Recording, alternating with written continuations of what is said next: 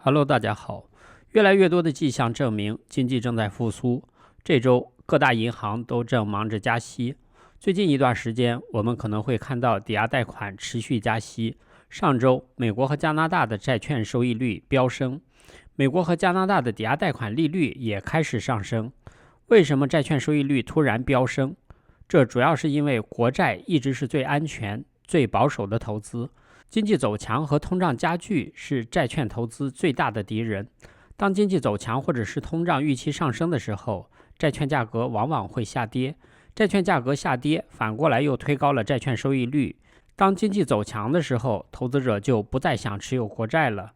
最近的经济走强和通胀预期上升，主要是因为疫苗在全球范围内获得成功。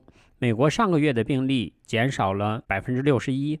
美国、加拿大的经济正处在快速恢复之中，人们又开始消费，企业又重新开业，失业的人又重新找到工作。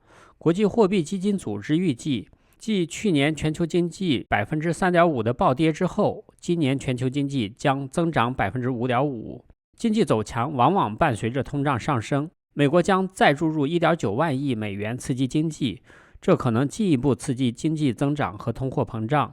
因为债券收益率飙升，加拿大5年期固定抵押贷款的最低利率上周上升了25个基点至 1.64%， 这是自去年1月以来的首次上涨。很多准备买房的人最近可能都会尽快锁定利率。由于房贷利率仍在历史低位，目前抵押贷款加息幅度还不足以减缓火爆的住房市场，但抵押贷款利率往往会滞后于债券市场的走势。加拿大帝国商业银行副首席经济学家塔尔认为，尽管潜在的利率接近历史低点，但利率上升的压力可能会让加拿大抵押贷款人措手不及。最可怕的是利率上升的速度。如果我们看到利率再上升30、40、50个基点，将直接转化为加拿大抵押贷款利率。塔尔说，我非常担心，无论如何，市场还都没有为抵押贷款利率快速上升100个基点做好准备。所以在房地产市场上，我们必须非常小心。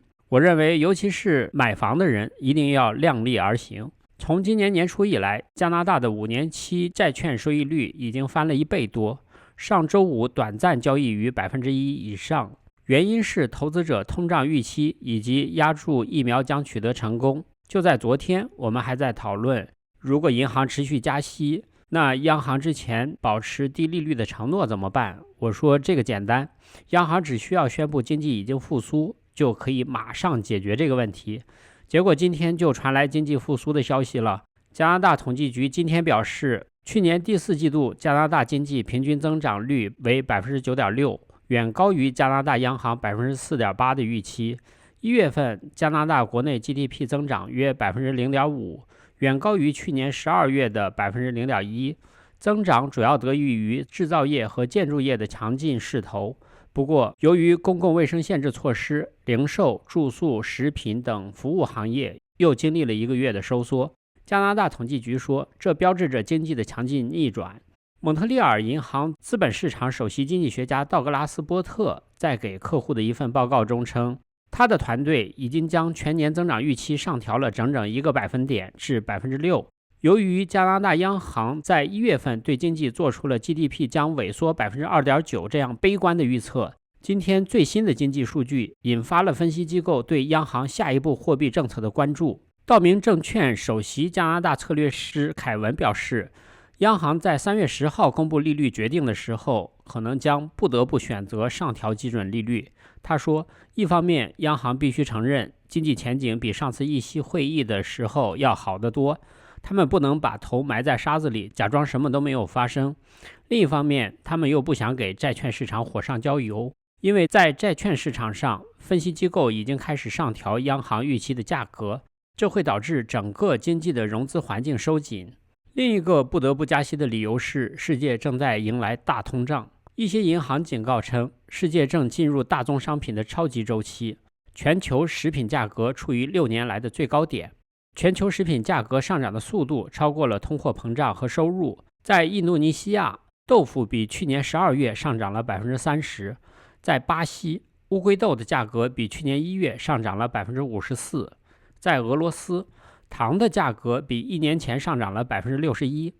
世界各地对饥饿和营养不良的担忧日益加剧，新兴市场正在感受原材料成本急剧上涨的痛苦。因为疫情爆发后，经济复苏的预期以及超宽松的货币政策，推动了石油和谷物等大宗商品的上涨。加拿大和欧洲的消费者也不会幸免，不管你是否欢迎，下一轮食品通胀都不可避免。由于疫情给全球经济造成了严重破坏，即使在最富裕的国家，也引发了人们对饥饿和营养不良的新担忧。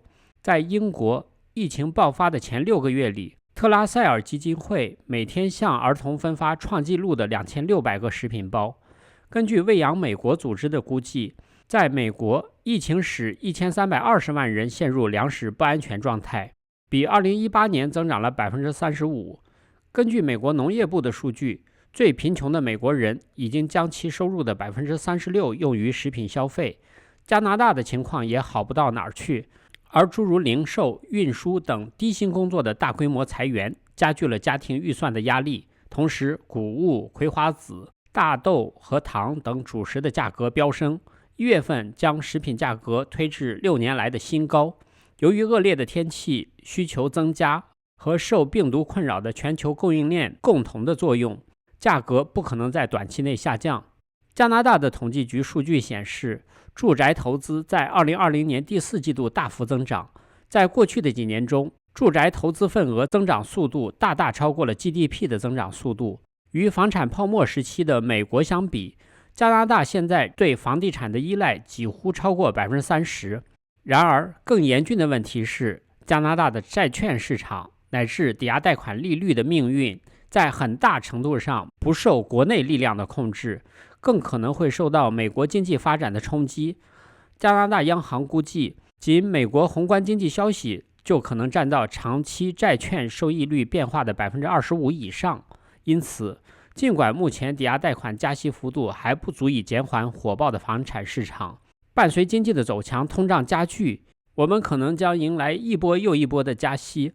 而这个时候，你唯一要做的就是量力而行，因为步子大了会扯着蛋。以上就是今天我想给大家分享的内容。我的频道每天都会分享一些加拿大的生活、经济、房产资讯，欢迎订阅。谢谢观看，再见。